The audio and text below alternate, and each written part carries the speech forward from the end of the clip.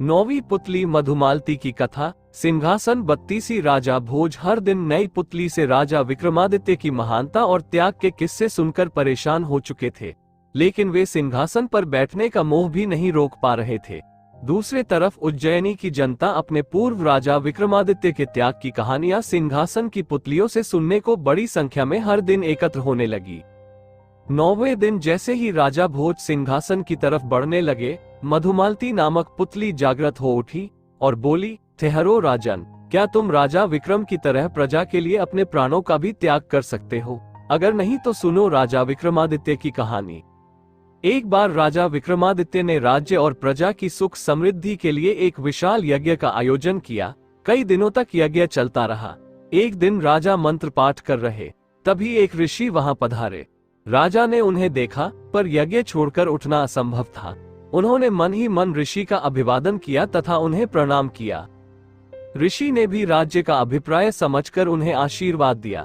जब राजा यज्ञ से उठे तो उन्होंने ऋषि से आने का प्रयोजन पूछा। राजा को मालूम था कि नगर से बाहर कुछ ही दूर पर वन में ऋषि एक गुरुकुल चलाते हैं, जहां बच्चे विद्या प्राप्त करने जाते हैं। ऋषि ने जवाब दिया कि यज्ञ के पुनीत अवसर पर वे राजा को कोई असुविधा नहीं देते। अगर 8 से 12 साल तक के 6 बच्चों के जीवन का प्रश्न नहीं होता। राजा ने उनसे सब कुछ विस्तार से बताने को कहा। इस पर ऋषि ने बताया कि कुछ बच्चे आश्रम के लिए सूखी लकड़ियां बीनने वन में इधर उधर घूम रहे थे।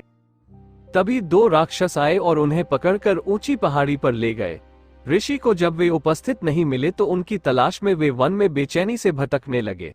तभी पहाड़ी के ऊपर से गर्जना जैसी आवाज सुनाई पड़ी, जो निश्चित ही उनमें से एक राक्षस की थी।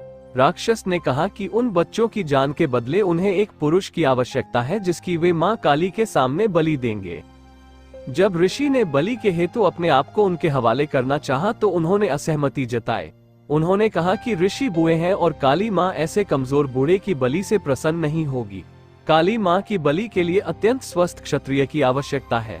राक्षसों ने कहा है कि अगर कोई छल या बल से उन बच्चों को स्वतंत्र कराने की चेष्टा करेगा तो उन बच्चों को पहाड़ी से लुढ़का कर मार दिया जाएगा। राजा विक्रमादित्य से ऋषि की परेशानी नहीं देखी जा रही थी। वे तुरंत तैयार हुए और ऋषि से बोले, आप मुझे उस पहाड़ी तक ले चले।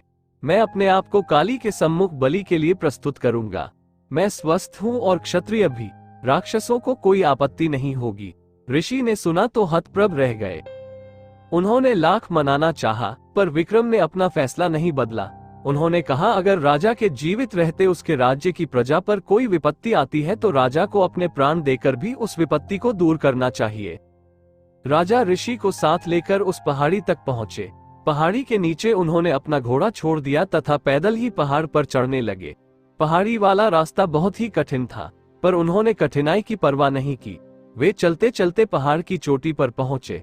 उनके पहुंचते ही राक्षस बोला कि उन्हें बच्चों की रिहाई की शर्त मालूम है या नहीं।